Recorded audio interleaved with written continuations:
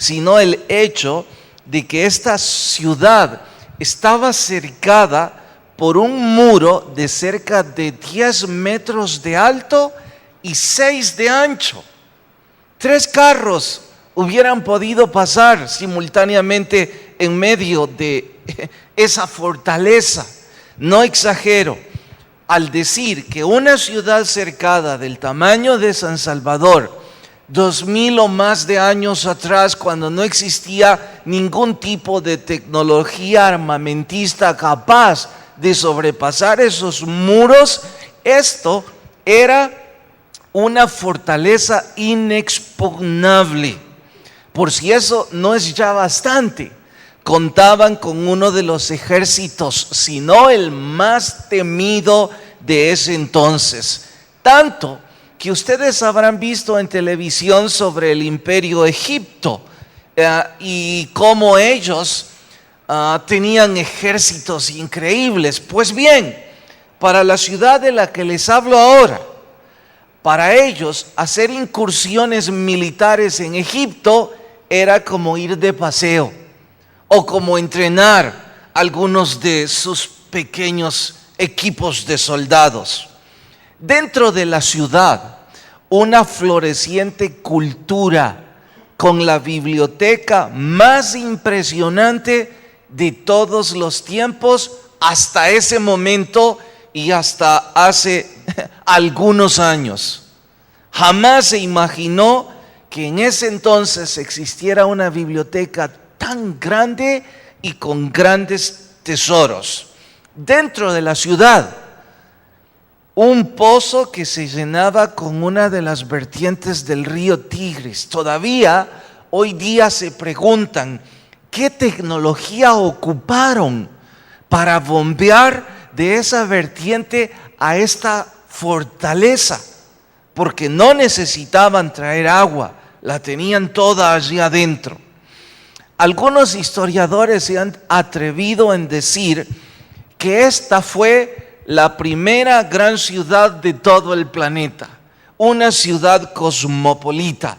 Y no exageran en nada, diría yo, porque ahí habían personas de todos los confines del mundo conocido para ese momento.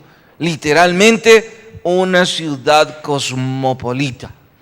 El fundador de esta ciudad, mucho tiempo antes del contexto histórico de nuestro estudio de hoy, fue Nimrod. Y deben ustedes saber de que Nimrod representa al líder carismático que se pinta con todas las características que el anticristo tendrá al final de los tiempos. Como dato más curioso aún, si lo que he dicho hasta este momento no les llama la atención, es que deben saber que dentro o cerca de esa ciudad estuvo ubicado Ur de los Caldeos, la tierra natal de Abraham. Y hoy día se ubica Irak como nación. Es por eso que alguna vez el fallecido Saddam Hussein dijo que él era descendiente directo de Nimrod, de Abraham y de Nabucodonosor. Y se llamaba a sí mismo como el futuro líder del planeta Tierra. Es un sitio que llama la atención al saber pequeños detalles que recién he mencionado, porque si usted quiere averiguar más, pasará horas boquiabierto a leer sobre esta ciudad.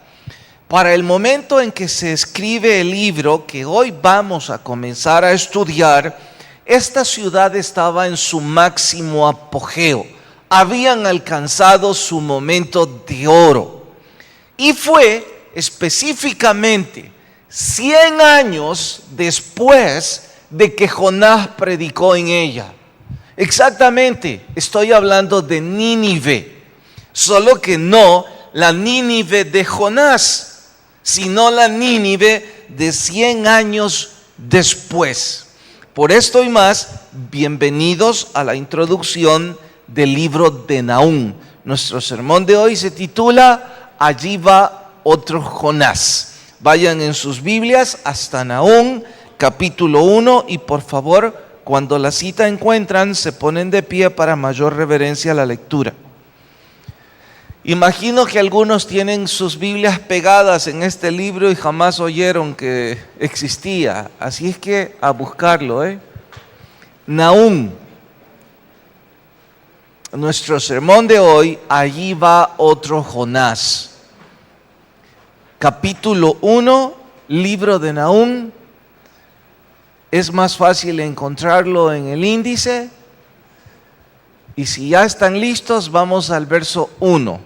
Y reza así: Profecía sobre Nínive, libro de la visión de Nahum de Elcós. Jehová es Dios celoso y vengador. Jehová es vengador y lleno de indignación. Se venga de sus adversarios y guarda enojo para sus enemigos. Jehová es tardo para la ira, grande en poder, y no tendrá por inocente al culpable. Jehová marcha en la tempestad y el torbellino, y las nubes son el polvo de sus pies. Él amenaza al mar y lo hace secar, y agosta todos los ríos. Basán fue destruido y el Carmelo, y la flor del Líbano fue destruida. Vayan hasta el verso 7. Jehová es bueno, fortaleza en el día de la angustia, y conoce a los que en él confían.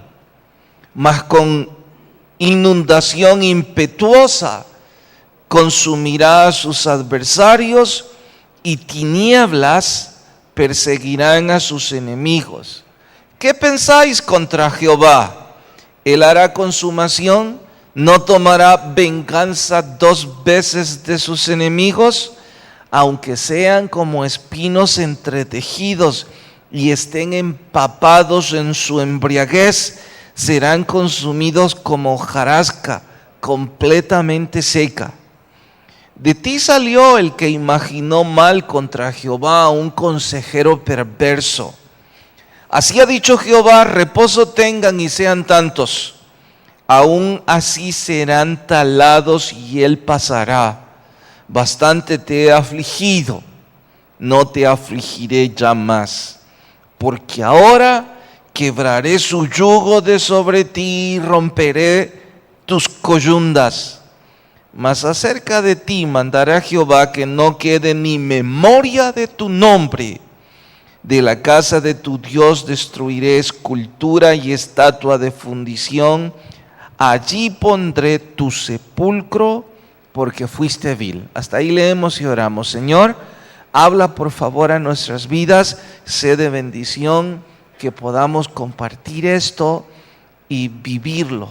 Háblanos, en tu nombre lo pedimos. Amén. Pueden tomar su asiento. Las láminas, Luisito. Antes de hablar más sobre el apogeo de la ciudad, permítanme ubicarles en un mapa. Estoy seguro que esto les ayudará a ubicarse mejor en el contexto histórico. Y como saben, esto ayuda más a entender el mensaje del libro para nuestros días. En casa, no lo vayan a hacer en este momento. En casa, buscan un mapa en donde esté el mar Mediterráneo y el Golfo Pérsico. Esos dos serán suficientes para que usted pueda tener ubicadas las 4 ciudades que van a estar sonando en sus oídos entre tanto estudiamos el libro de Nahum. La primera de ellas, desde luego, es Jerusalén, que está bañado por las costas del mar Mediterráneo. Aquí aparece como Palestina, pero esta es la ciudad para nosotros importante, Jerusalén. Otra ciudad importante que ustedes deben ubicar en dicho mapa es Egipto. Está aquí abajo. Algunos ubican a Gaza como parte de Egipto desde este sitio. Y aquí en amarillo, lo que en este momento estaba gobernando el imperio de Egipto. Hacia el norte deben ubicar a Siria, acá arriba. Asiria era el país y Nínive era la capital. Yo no les he estado hablando sobre el país de Asiria. En la introducción les presenté pequeños datos de la capital de Asiria. Imagínense entonces lo que el imperio asirio debió significar, aunque deben saber que no fue el primer imperio que gobernó el planeta. Aunque fue un gran imperio, no es considerado como los 4 imperios que han gobernado el mundo conocido. Esto fue algo así como la antesala para el primer imperio. Y luego ubiquen un poco más abajo a Babilonia. Para este momento, los babilonios no eran aún imperio, apenas estaban resurgiendo. Los que habían gobernado años atrás, en buena parte eran los egipcios. Desde luego, no habían podido gobernar a Israel, porque venía de la época de los descendientes del rey David, una cultura en su apogeo, ya debilitada para este momento, desde luego. Bien, vamos a la siguiente lámina. Esta es una mejor, van a poder encontrar Asiria, Babilonia y Jerusalén hacia acá. Es como una especie de triángulo, pero no dejen de buscar a Egipto más abajo, la que sigue. Esta es una representación que arqueólogos han propuesto en honor a lo que encontraron. Deben saber que de Nínive no hay más que 2 montículos. Durante cientos de años, los historiadores dudaron de esta historia. Creyeron que era una especie de ciencia ficción antigua relacionada con ese pez enorme que se tragó a Jonás, porque no habían vestigios de la ciudad de Nínive. Sucedió ahí por los 1950, poco más, poco menos, donde aparecieron los primeros 2 montículos. 1850 dije. Los primeros 2 montículos de tierra que llamó la atención a los arqueólogos. Imagine, por ahí pasó Alejandro Magno, por ahí pasaron los Césares romanos, por ahí ha pasado la historia de la humanidad. Jamás supieron que aquí estuvo una fortaleza inexpugnable. Nunca supieron que aquí estaba la biblioteca más floreciente de la antigüedad y que esos tabloides cuneiformes vienen precisamente de los ninivitas. ¿Por qué? Simple y sencillamente porque la profecía describe que no iban a quedar de ellos ni vestigios. Pero me estoy adelantando. ¿Hay una lámina más? Luisito, no, hasta ahí.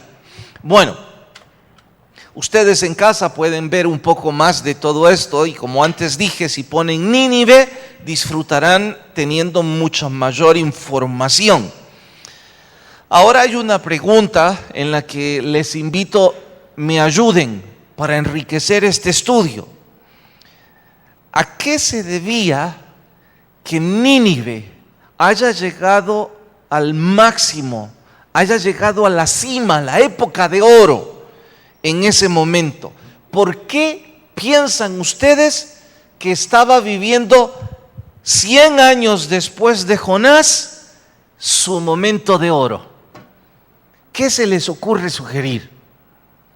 Una ciudad que 100 años después de que Jonás les predica, se convierten en casi el primer imperio que gobierna el mundo. ¿Por qué? Franklin.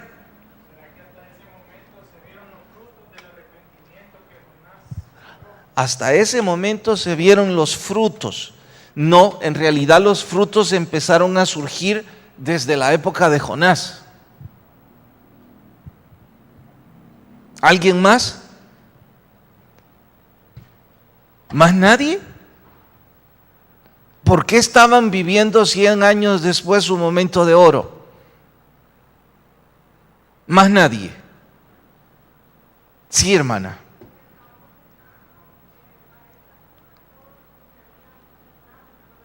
Exactamente. Cuando Jonás predicó, toda la nación se volvió a Dios. Ustedes recuerdan eso, lo estudiamos ya. Y esta nación, yo les pregunto, ¿cuántas generaciones creen que hay en 100 años?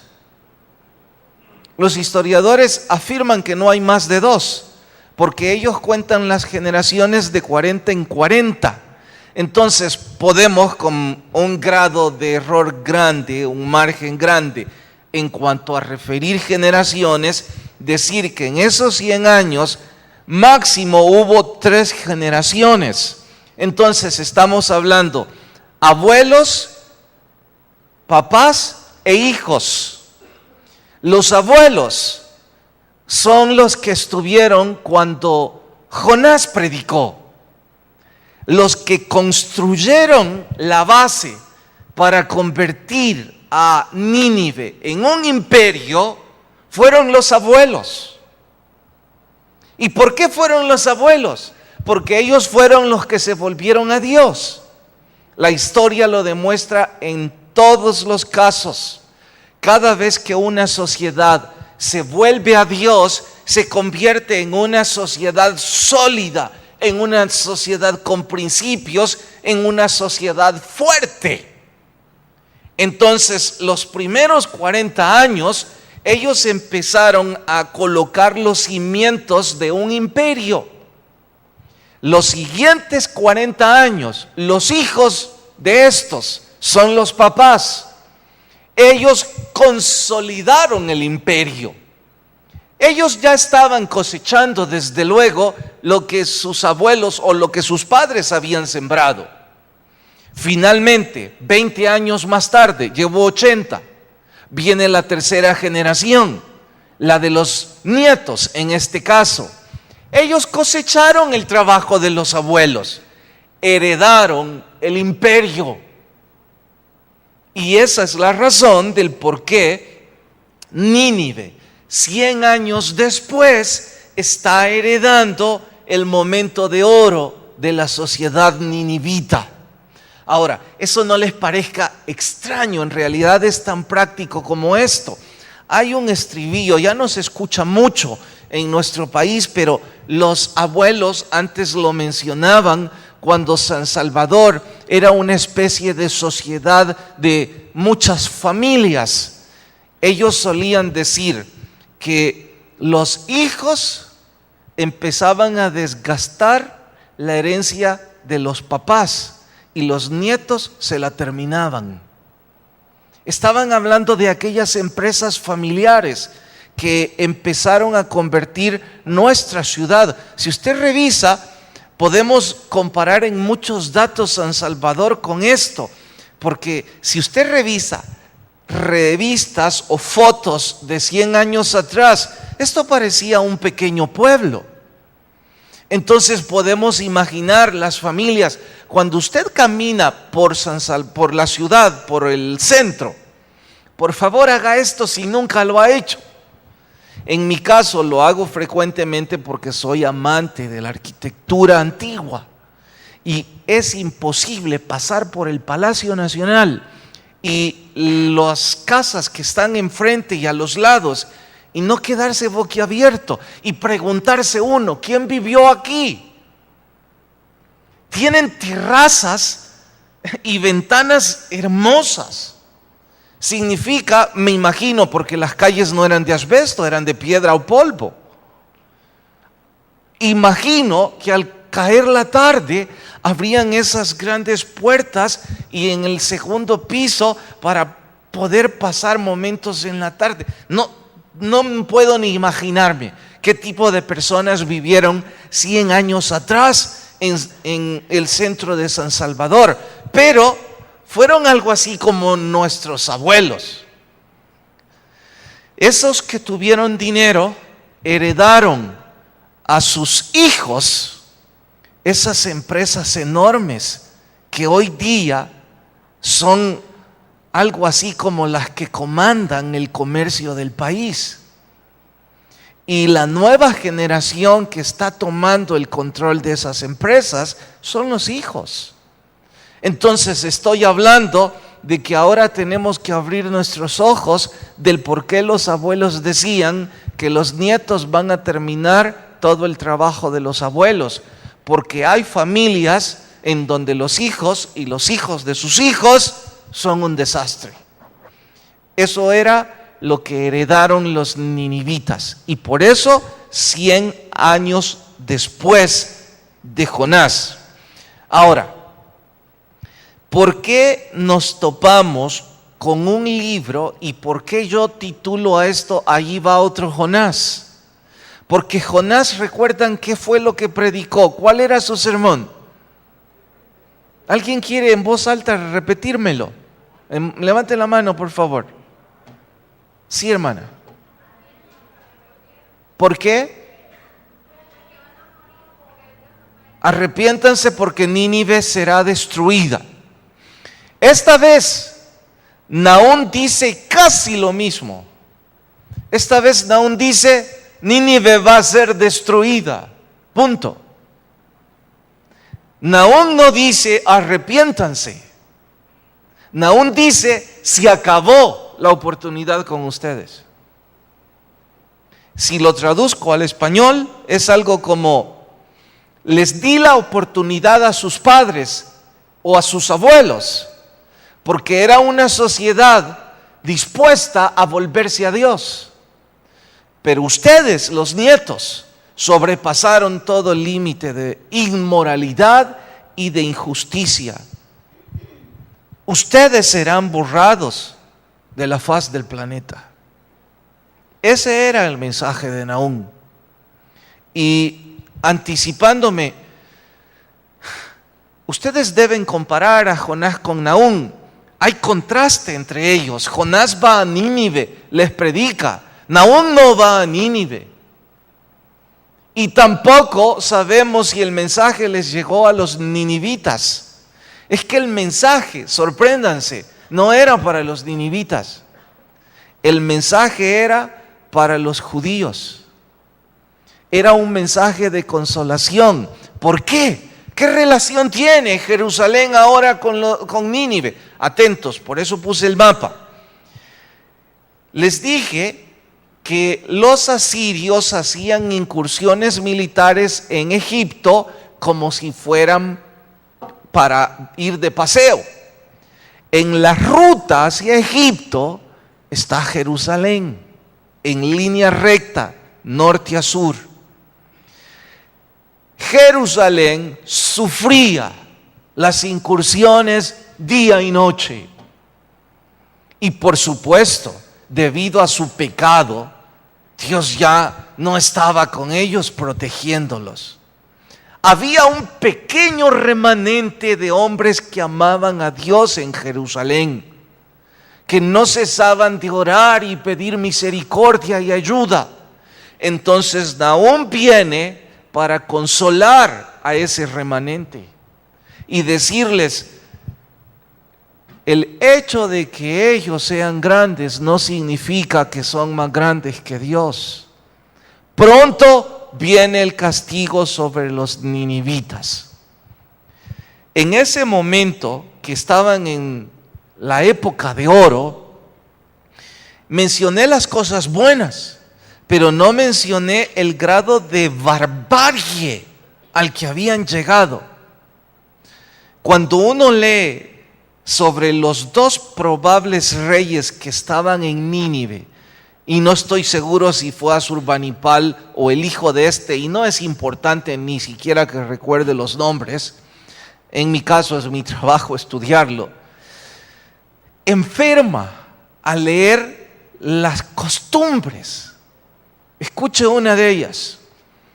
Cada vez que conquistaba un pequeño pueblo, cortaba la cabeza de su rey y desayunaba el siguiente día poniendo en su comedor la cabeza de ese rey como centro de mesa.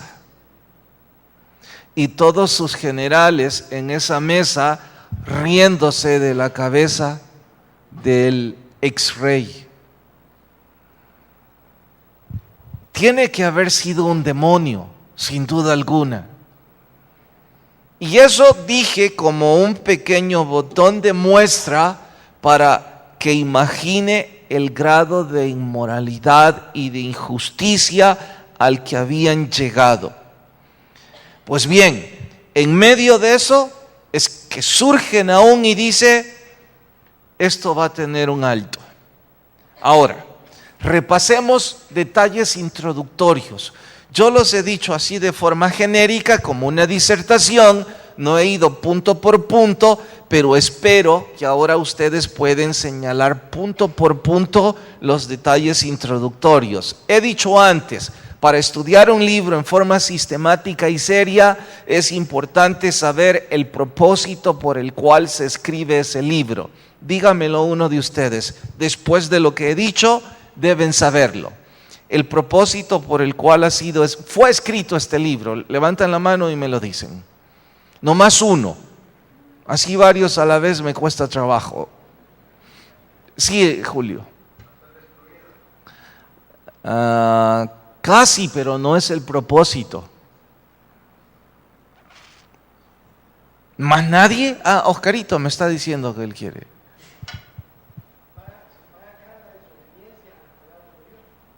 No. Es cierto, en parte igual que él, pero no era ese el propósito, ¿sí? Recuerden, les dije, no pasen por alto que este libro no es para anunciar castigo, es para consolar a los que sufren. Y el consuelo era, los que los están lastimando, pronto van a recibir castigo. Entonces, si vamos a escribir, el propósito del libro es consolar al remanente fiel, diciéndoles que pronto Nínive va a ser destruida. Ese es el propósito del libro.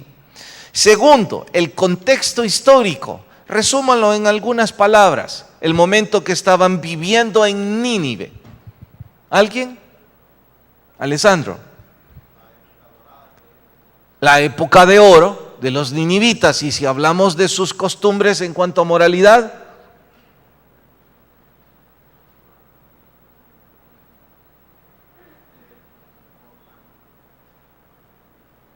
a ver, ayúdenle, si hablamos de sus costumbres en cuanto a moralidad, el contexto histórico de este pueblo. A ver, Giner. ¿Nadie? Lo más decadente que la mente humana puede recordar. Y por eso les puse como ejemplo, imagínese usted, desayunar con la cabeza de un hombre, ahí como centro de mesa. Cualquier persona desayuna con flores como centro de mesa. Estos demonios con las cabezas desangradas. ¿Qué intestinos tenían estos para comer de esa manera? Bueno, lo más decadente en su época de oro. Lugares geográficos que deben mencionar. A ver, Dorita, los lugares geográficos. Ninguno. A ver, hermano. Jerusalén, Babilonia, Egipto y Asiria. Recuerden, Asiria es importante porque es la capital de Asiria, nuestra ciudad en cuestión. Jerusalén porque es el remanente a quien Dios le manda el mensaje. Egipto porque era el que estaba en la línea militar. Y Babilonia porque será el que ejecutará el juicio de Dios. Pronto se los explico. Como detalles introductorios solo nos faltaría hablar sobre Nahum. Y no es que lo olvidé, es que no hay nada sobre él, excepto que su nombre significa consolación y que desde luego grita el propósito del libro. Bien, ahora vamos a retomar algo importante en la historia para aplicarlo a nuestra propia historia. ¿Por qué razón? Y ayúdenme y respondan. ¿Por qué razón los nietos pasaron por alto que 100 años atrás los abuelos habían entregado su corazón a Dios, se habían arrepentido y habían tenido una sociedad que honraba a Dios. ¿Por qué olvidaron que fueron los abuelos los que pusieron los cimientos para cosechar la época de oro? ¿Por qué razón lo pasaron por alto? Ayúdenme.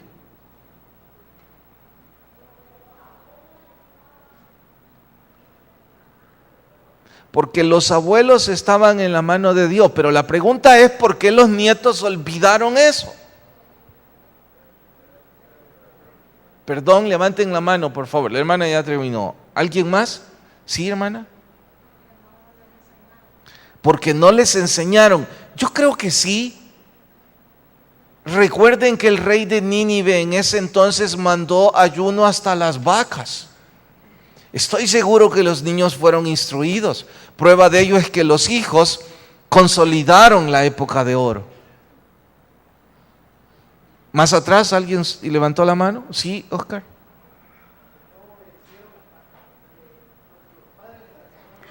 ¿Pero por qué? A ver, Ricardo. No.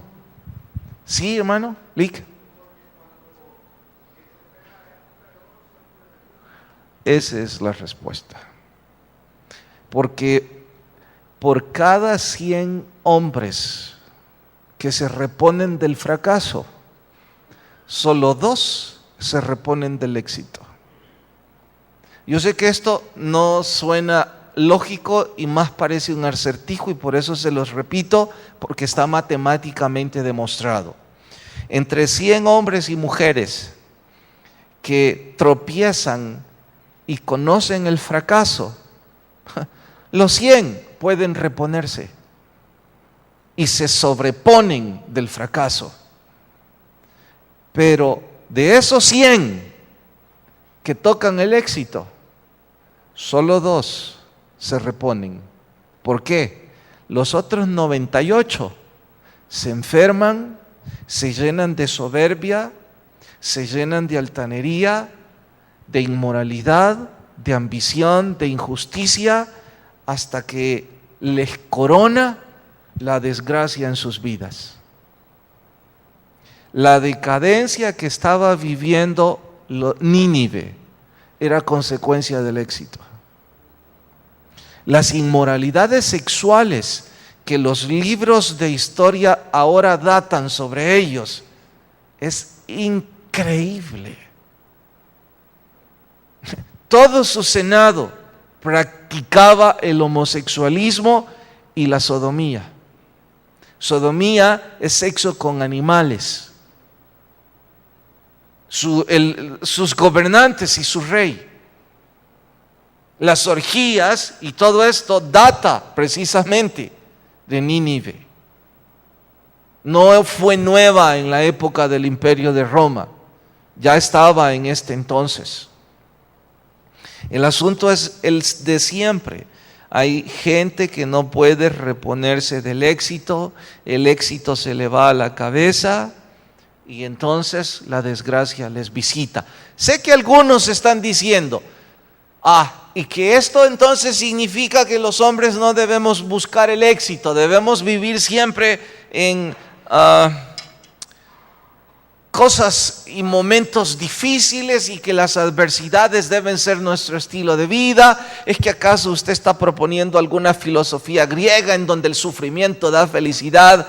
En lo absoluto. Solo estoy diciendo que el éxito es un estado más peligroso que el fracaso.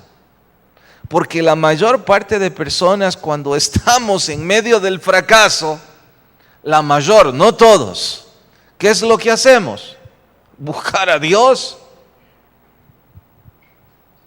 Pero las personas que están en éxito no buscan a Dios. Creen que Dios los necesita. Es tan absurdo. La gente que tiene dinero cree que las iglesias los necesitan. Y nosotros somos los culpables, los religiosos, porque tocamos sus puertas. Ellos creen que a las iglesias deben ir personas subdesarrolladas con un coeficiente intelectual bajo y que han fracasado y viven en el fracaso. Ellos creen que las iglesias están llenas de gente ignorante y que cuando vienen las visitas le están haciendo un favor. De hecho, a mí no me sorprendería que haya gente irreverente esta noche en la iglesia, que se sientan casi obligados y que digan, esa es una locura que me obliguen por X, Y, Z razón. Nadie en el éxito visita las iglesias con respeto y con reverencia, a no ser que es alguien que ha alcanzado el éxito temiendo de Dios y sigue temiendo a Dios. Los demás no. Ahora, entonces, ¿cuál es la lección para mí? ¿Debo buscar el éxito? Por supuesto que sí. La lección es que si un día de estos lo alcanzo, no olvide que el éxito es un estado peligroso y que yo puedo ser otro de los cientos de miles que la soberbia me corona. Escuchen esto con preocupación y con seriedad. Ahora voy a hablarles de estadísticas nuestras y no voy a ampliar porque no sería muy ético de mi parte. Dejaré las ideas al aire, pero serán suficientes como para que pongamos nuestras barbas en remojo. Revisé mi libro de sermones cuando prediqué en Nahum. La última vez fue en el 2006. Y parte de lo que dije fue lo mismo. Lo que he cambiado son detalles, he ampliado situaciones de geografía, he aplicado situaciones distintas, pero en realidad es lo mismo. Y no debe sorprender, es que yo les he dicho antes que los predicadores somos cocineros, que nuestro trabajo es cocinar la carne, ya sea de res o de pollo. No digo de cerdo porque no me gusta, entonces de pollo o de res. Y que siempre es res y siempre es pollo. Lo que hace la diferencia es la salsa, que si es bien cocido, 3/4, qué tipo de corte, eso es lo que hace la diferencia. Entonces, la carne, el contenido es el mismo del 2006. Lo único que cambié es el corte quizás o la salsa que estoy usando. Pero el contenido es el mismo y eso es lo que debo aprender y quizá usted también.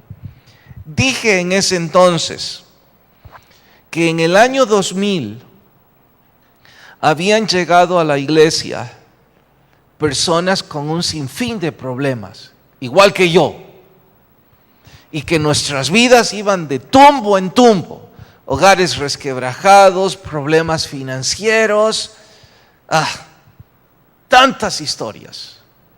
Pero que en el 2006 que prediqué eso, ya estaban cosechando, si no la época de oro de sus vidas, un momento de solvencia, un tiempo de restauración. Y que me había dado cuenta que esas personas, algunos de ellos, al llegar a ese momento de solvencia y otros de prosperidad, ya no necesitaban de Dios. Ya no asistían a los cultos con la frecuencia que lo hicieron en el 2000. Ya no solo había cambiado su forma de vestir y el carro que usan, había cambiado su forma de tratar a otros porque se habían vuelto petulantes y altaneros. Estaban diciendo dentro de los ministerios existentes en ese año, sin decirlo abiertamente, que los ministerios los necesitaban a ellos porque ellos ahora eran importantes. Que algunos ya se consideraban funcionarios. Y dije que debían prestar doble atención, que no fuera a suceder la misma historia y que dentro de algunos años sucediera lo de los ninivitas. podría mencionar más detalles y nombres en el 2012 de las personas de las que estaba hablando en el 2006. Todos los que estaban en mi mente, porque los escribí, sus vidas ahora, es algo que yo no quisiera estar en sus zapatos. Esa solvencia de la que se enorgullecían, terminó, y cualquier detalle que yo ponga no va a ser ético, porque hay personas que vienen desde el 2000 y dirán de inmediato, está hablando de fulano. Y puedo también ver a esas personas que vienen desde el 2000, han batallado, han sufrido, pero tienen paz, tienen el gozo del Señor en sus vidas. Algunos de ellos son familias hermosas. En ese entonces eran jóvenes. Ahora les veo paseándose con sus hijos. Con esto me estoy diciendo y le estoy diciendo a usted que cree que puede, ahora que está en el momento de apogeo, ya sea porque lo heredó de sus padres o ya sea porque medio se ha acercado al Señor, puede venir a la iglesia sin importancia, a esperar que esto se acabe pronto, esté joven o sea adulto. Por favor, no olvide el verso 3, léalo conmigo de nuevo. 1:3. Jehová es ¿qué? Y grande en poder. Paren, eso nos gusta. Jehová es tardo para la ira, o sea, nos da oportunidad. Pero la frase que yo no debo olvidar, y les recomendaría que ustedes tampoco, es la que sigue. Dice, ¿y qué cosa? Ok, mire, si usted cree que puede jugar a la religión, venir el miércoles o el domingo, cumplir el ritual y hacer lo que le dé la gana, aquí dice que Dios no lo va a tener por inocente. Y aquí dice que usted o yo vamos a ingresar en el mismo estado de los ninivitas, en donde Dios no tendrá por inocente al culpable. Yo con esto no me preocuparía si estuviera viviendo un momento de solvencia o de prosperidad. Al contrario, me animaría que Dios ha tenido misericordia y me tomaría más fuerte de su mano, conociendo la advertencia. Y para que quede más claro, si puedo poner un ejemplo cambiando muchos detalles, me referiré a Antonio, nombre ficticio desde luego. Cuando le conocí en el 2003, 4 o 5, ¿qué importa? Había perdido todo. Su recurrente alcoholismo social lo llevó a perder su trabajo. Su profesión no era más que un recuerdo. Su esposa lo había abandonado. Sus hijos no lo respetaban más. Y sin ser amarillista, había perdido uno que otro diente. Alguien le habló del Señor. Le dijo que buscara en el Señor ayuda. Como era su única salida, lo buscó. Y poco a poco empezó a crecer. Era de los que venían a la iglesia no 1 o 2 veces por semana, venían 5. Y alguien dirá la necesidad. Bueno, llámele como quiera. Se involucró con rapidez, pronto encontró trabajo, no como su profesión lo meritaba, pero encontró trabajo. Claro, vivía en la iglesia, su vida se había ordenado, no más parrandas, no más esto, no más lo otro, su mente empezó a aclararse y empezó a ser el profesional que antes fue, escaló posiciones pronto, fue ascendido, su esposa le dio una oportunidad más y sus hijos estaban felices de tener a un nuevo papá, un nuevo hombre. En ese momento en donde ya tenía familia de nuevo, en donde ya tenía un buen empleo, en donde estaba muy bien, también carro nuevo, pero este carro nuevo le hacía trabajar más para pagar las cuotas. También tuvo amigos influyentes que antes no tenía, entonces las reuniones en sus casas y estar a la altura de ellos. Su esposa, deseosa de ser parte de esa sociedad y de llenar los estándares de esa gente. Él tenía que trabajar más, llegaba cansado, menos lectura de la Biblia, menos congregarse.